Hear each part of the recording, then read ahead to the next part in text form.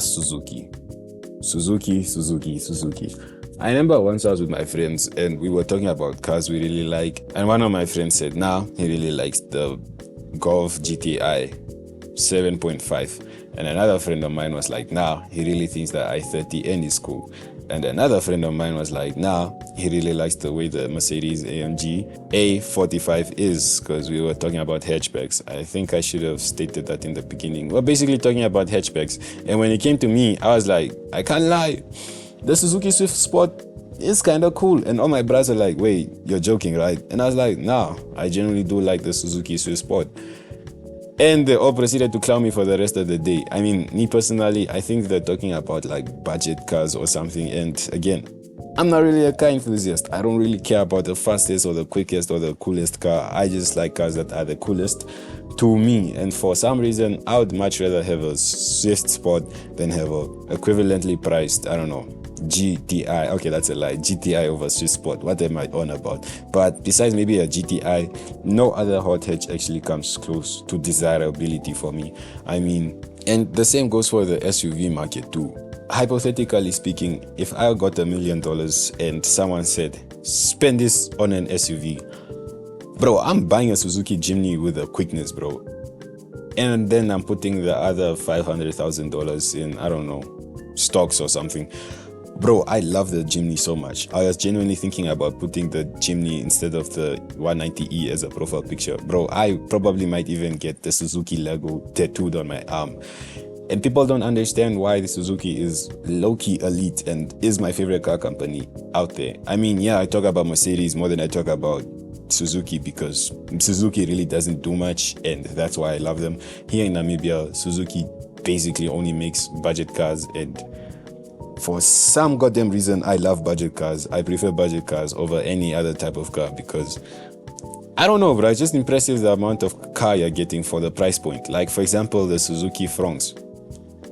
What an ugly name, but what a beautiful car, especially in the Toyota version. It's a shame that people don't really like lifted up SUV hatchback thingies because they have awkward proportions, and even this does have awkward proportions if you really look at it. I mean, it would probably look much better if it was like a hatchback or something, but that aside, it generally does look amazing. And I am low-key as a crossover sympathizer, and yes, people probably might be watching this and might click off because he likes crossovers. Let's crucify him, do that nigga like Jesus. But in my opinion, Suzuki makes the coolest cars out there. I'm sorry. I mean, let's say you want a sporty day runaround like a Miata, but even smaller. There's a Suzuki Cappuccino. Let's say your bro bought a Jeep Wrangler and wants to go off-road. I mean, not the crazy off-road like rock climbing, but like, you know, the basic off-road camping with your family type stuff. Then you can get a Jimny 5-door if your market allows it. And let's say you just wanted a car that can take you from point A to point B that does not sip a lot of fuel. There's a Suzuki Swift or any other Suzuki that has that glorious K15B. And Suzuki is low-key like Toyota if you really think about it, because unlike all these other car companies that have different engines for different classes, Suzuki puts the same engine in damn near all the cars. I mean, the same engine that's in the Suzuki Jimny 5-door is the same engine that's in the Suzuki Jimny 3-door, which is also the same engine that was in the pre-gen Suzuki Swift, which was also the same engine that was put in the Suzuki Ertiga. Yeah, the Suzuki Ertiga. And yes, there's a Maruti Suzuki, and Maruti Suzuki are Suzukis that are built in India, which are still cool in my opinion. I genuinely don't understand why people hate on Suzuki, bro. I mean, people hate on Suzuki, and Suzuki will also be running laps around these niggas. To be fair, Suzukis are selling relatively well. I mean, if you look in South African market and subsequently the Namibian market, because Namibia just bites off South Africa, and that's what I'm doing, bro. I'm a Namibian and I talk more about South Africa than I do of Namibia. Let me live. The good amount of the best-selling Toyotas are just rebadged Suzukis, but don't tell the Toyota fanatics about that. Somebody probably thought they bought a Toyota Starlet, but they actually bought a Suzuki Baleno. an overpriced Suzuki Baleno at that. I don't understand why. I mean, I guess the Toyota badge is stronger than the Suzuki badge, and maybe that's why. And if that's the case, then heads off to Toyota, I guess. And I know this is mainly a car video, but I'm also very interested in motorcycles. And Suzuki also delivers in that department too. I'm not sure if it was the 2024 or 2025 year, or even 2023, but I remember the Suzuki 8R when it launched was one of the best motorcycles you can buy budget wise, and also won a couple of awards for doing so. And I can't lie, bro, just look at this thing, bro, and just look at the entire Suzuki lineup in general, besides the Ignis, which I would say is ugly, but can't lie, low-key rock with the look. Suzuki is just beautiful and economical little cars, and pretty to look at for the most part. And they do this while being fuel efficient, reliable. Like, lots of people underestimate the power of a Suzuki, bro, can't lie, except for maybe the Suzuki Jimny, because that's unless you get it in a manual. If you get it in a manual, you can really thrash it out, but the automatics suck. And I'm gonna make a video about automatics and manuals because I've tasted both and I do have an opinion on those, but that will be a video for a later date. But if you're buying a Suzuki, here's a little survivor's guide. If you can, I think it's better to get a manual.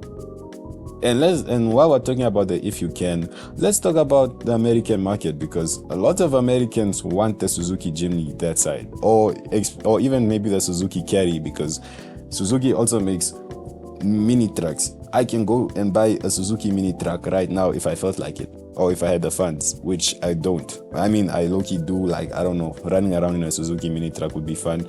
And I also think it would be a smarter bet to buy like a Suzuki Mini Carry and maybe a, I don't know, Suzuki Starlet or something. So if you actually, instead of having like a big SUV that does everything, you can have two cars that do both things really well. Like, let's say you had a farm or something, maybe you can have a Suzuki Carry or a Suzuki Carry when you're doing your farm stuff, and then you can have a Suzuki Baleno to do your everyday stuff, like dropping your kids off to school, or, you know, buying groceries or whatnot. Or maybe if you, let's say, only have space for one car, and that car should be fuel efficient but big enough. Maybe you have a family of 3, you and your wife or husband and your firstborn child, or maybe even a family of 4. The Jimny can do that, but can do that at a stretch because it's only a 4-seater, which at first I did mind, but honestly, when I was looking at my day-to-day life, we usually carry like 3 to 4 people in cars whenever I'm in one anyway with my family. So, and I can't lie, budget cars behind sports cars or supercars or really fast cars are the second coolest cars in my opinion. Like, if you get me a Suzuki Swift with a manual transmission, I put some BBS on them bitches, I drop that hoe a little bit, like just a little bit, oh man, nah, bro. Or I get a Suzuki Jimny 5-door and then I lift it up, then I put some OZ rims on some OZ rally rims on that thing, bro. Like, dog, I'm feeling from the mouth. And I'll make a video on the Suzuki Jimny alone, because I think that's the second best thing after sliced bread. But anyhow, Suzuki kinda is playing with themselves right now because they are being banned from the UK. Okay, not really being banned, but more of that K15B. Remember that engine I was talking about earlier, the K15B? Well, it's very dirty, and the EU, being the EU, is starting to ban them, or not really ban them, but more of like forcing Suzuki to make more fuel efficient cars, and they don't want to sell the Suzuki Jimny, or at least in the passenger form. They're selling it in the commercial form, because commercial cars have different taxes. And if you are enjoying the video so far, please like the video. But yeah, lots of Americans do wish they had the Suzuki Jimny, and I can't lie, if I was an American and I found out the Jimny exists and also found out I couldn't get one, I'll be depressed too, because bro, look at this thing. I'm not going to talk about the Jimny anymore because I genuinely do love this thing. But other Suzukis that I think are worth mentioning about is the AltoWorks. Bro, look at this thing. It's so fucking ugly. I love it. It has a manual transmission and it goes zoom. It's super cool and I love it. And that's another thing I love about Suzuki. I probably brought it up in the beginning of the video, but fuck it. budget cars from Suzuki are cool. Budget cars in general are cool, but Suzukis are just a hint better because, bro, like here in Namibia, the taxi market is mostly like mostly like high mileage cars, and lots of them are Suzukis, especially the Suzuki Swift. And that's basically like a stamp of approval because taxis in Namibia are always carrying 4 to 5 customers, and they do that from 9 to 9 to maybe even 9 again because those guys don't really sleep.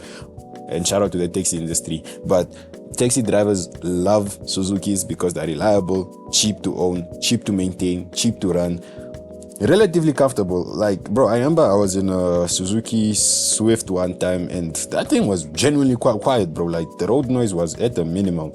And I was also in a Suzuki Ignis once, and it's like a SUV thing, so you are kind of high above. Besides the gearbox, I don't know, it was low-key high mileage car, but the gearbox leather trim thingy that cases the gearbox, it was low-key ripping off.